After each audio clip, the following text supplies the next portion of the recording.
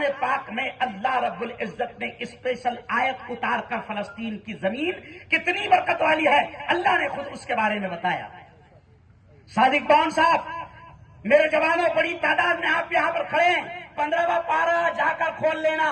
15ویں پارے کی پہلی آیت ہے انور بھائی، پہلی آیت ہے، کیا کہتا ہے اللہ فلسطین کے بارے میں؟ سنو اللہ کیا کہتا ہے، سبحان الذی اسری بعبدہ لیلا من المسجد الحرام۔ اللہ کہتا ہے پاک ہے وہ ذات، یعنی اللہ اپنے بارے میں کہہ رہا ہے پاک ہے وہ ذات جو راتوں رات لے گئی اپنے بندے کو، یعنی محمد مصطفیٰ صلی اللہ علیہ وسلم کو، من المسجد الحرام، مسجد حرام سے یعنی مکہ سے، الی المسجد الاقصی، مسجد اقصی کی طرف۔ کون سی مسجد اقصی؟ اللہ خود کہہ رہا ہے فلسطین کے بارے میں، الذی بارکنا حولہ، کہ اس کے ارد گرد ہم نے برکتوں کو رکھ دیا ہے۔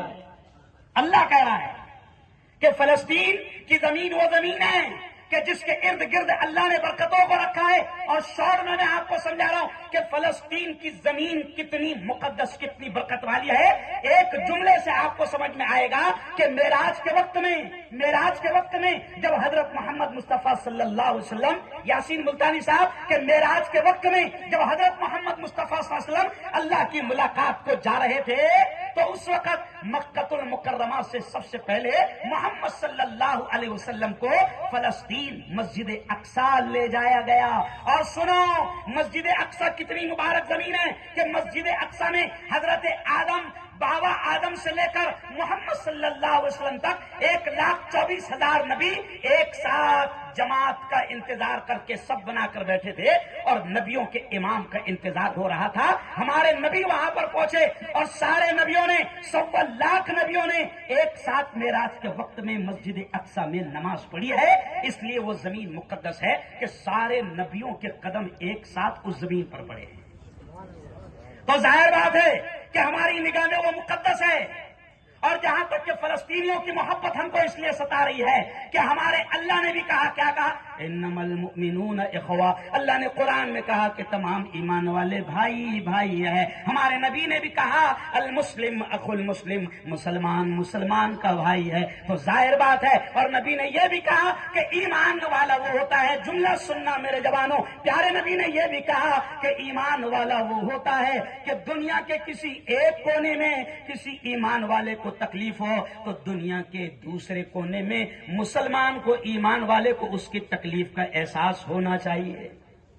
اب فلسطین میں اگر 4,500 معصوم بچوں کو شہید کر دیا گیا، فلسطین میں 3,000 معصوم عورتوں کو، بے قصور عورتوں کو شہید کر دیا گیا، فلسطین میں آج تک کی اخبار کی رپورٹ ہے کہ 12,000 بے قصور عام انسانوں کو قتل کر دیا گیا۔ دنیا کے سب سے بڑے آتنوادی فلسطین کی زمین پر، اس مبارک سرزمین پر بمباری کر رہے ہیں، اور افسوس ہے کہ دنیا کے بڑے بڑے آتنوادی اس ظلم پر بولنے کو تیار نہیں ہے۔ یہ مفتی ہارون، پوری دنیا اس کو سن رہی ہے، مکہ اور مدینہ اور پوری دنیا دعائیں دے رہی ہے کہ میں روز آنا فلسطین کے تعلق سے بول رہا ہوں اور کھل کر کہہ رہا ہوں کہ دنیا کا سب سے بڑا آتنوادی اگر کوئی ہے تو وہ اسرائیل ہے۔ اسرائیل ہے دنیا کا سب سے بڑا آتنوادی۔ اب 12,000 بے قصور مارے گئے سر، تو کیا ہمیں درد نہیں ہوگا؟ مجھ سے ایک ہندو بھائی نے، میں صبح جاتا ہوں گارڈن میں ٹہلنے کے لیے، ایک ہندو بھائی نے کہا کہ یار مفتی صاحب آپ لوگ کیوں اتنا تڑپ رہے ہیں؟ میں نے کہا میرے بھائی، اگر پڑوسی ملک پاکستان میں ہندو بھائی بھی رہتے ہیں، اگر کسی ہندو بھائی کو وہاں پر مارا جائے بے قصور، تو آپ کو یہاں ہندوستان میں درد ہوگا کہ نہیں ہوگا؟ تو بولے ہوگا۔ تو میں نے کہا جب ہمارے بے قصور ایمان والے مارے جائیں اور ہم کو درد نہ ہو تو تھو ہے ہماری زندگی پر، اس لیے ہم کو درد ہو رہا ہے۔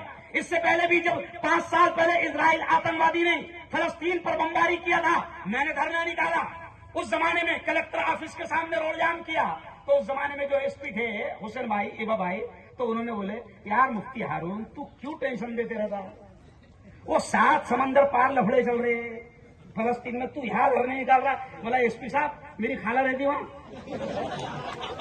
میرے ماموں کی ممانی بھی وہی ہیں، یاسین ملتانی، مطلب میرے ماموں ممانی سب وہی ہیں۔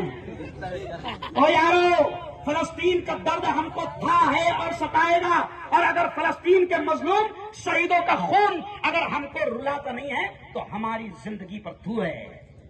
پیارے نبی نے فرمایا کہ مسلمان مسلمان کا بھائی ہے. چلو آؤ اب 5 منٹ میں آپ کو بتا دوں کہ ہم تو الحمدللہ ہم جمہوری طریقے سے اس ملک میں احتجاج کر رہے ہیں اور ہمارے